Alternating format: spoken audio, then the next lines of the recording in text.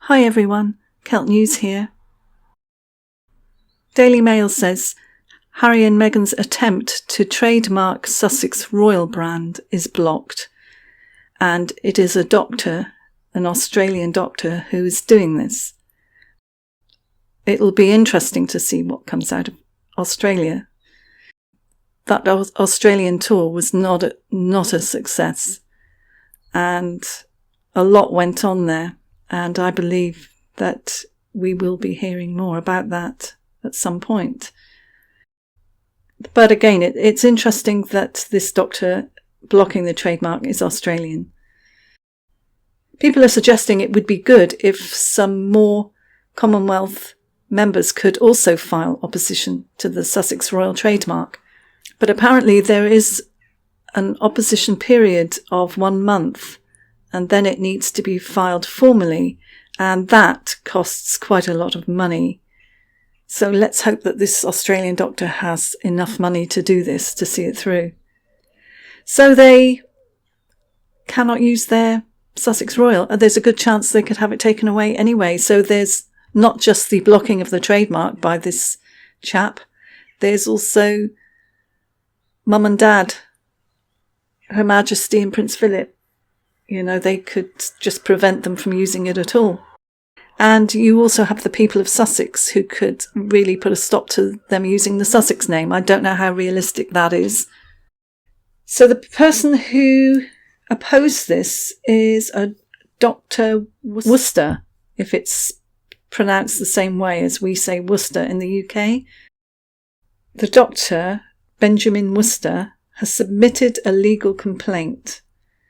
And as yet, we don't know what his complaint is. So the talk of their brand being worth £1 billion, it has come up against something pretty problematic. This article goes on to say, it is not known why the Melbourne-based doctor filed the notice, but the move could see Harry and Meghan forced into a contracted legal battle.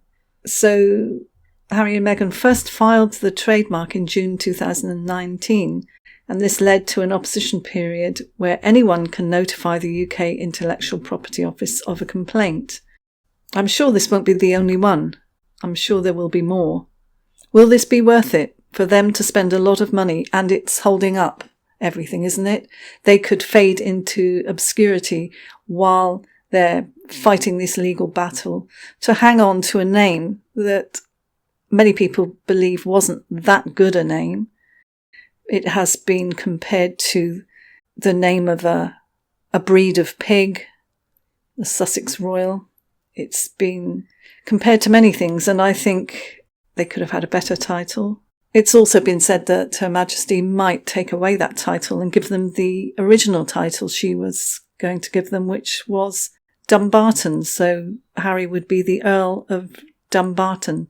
Not that that would be any better a name, really, for their empire. So they're going to have a lot of legal costs, and actually their hands are going to be tied, which is going to be very frustrating for them. Harry's lost his military titles, and Meghan has lost her fast-growing empire she was dreaming of. And this is not a good recipe for a peaceful new life with their family. Documents published by, this is the Daily Mail, documents published by the Intellectual Property Office disclose that among the items the royals have so far trademarked are instructional and teaching materials, printed educational materials, printed publications, educational books, textbooks, magazines and newsletters. Also on the list are clothing, which includes footwear, headgear, t-shirts, coats, jackets, anoraks, trousers, sweaters, jerseys, dresses, pyjamas, suits, sweatshirts, hooded tops, caps, hats, bandanas, headbands, socks, scarves and neckwear, gloves, sportswear. The list also shows the royal pair have hopes to trademark the title on developing and coordinating volunteer projects for charitable purposes, providing volunteering opportunities and recruitment of volunteers and information, advisory and consultancy services. So the retail experts, have suggested that the couple's Sussex royal empire could generate revenues from 400 million to 1 billion. And there is a tribunal which could decide if Harry and Meghan win the trademark battle. So after the application is made, a period of opposition begins whereby any person can inform of their intentions to challenge the use of the trademark. This period usually lasts about 7 months but can be extended. So should a person want to signify their objection to the trademarking, they must first file a notice of opposition, which is free and can be done online. This notice does not need to set out the reasoning for the objection, but it does include the person's personal details.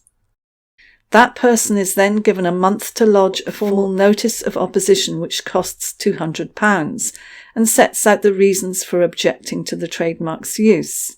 And it goes on to say the process from submitting a notice of objection to a final decision can take up to a year, with the loser in the case facing possible costs.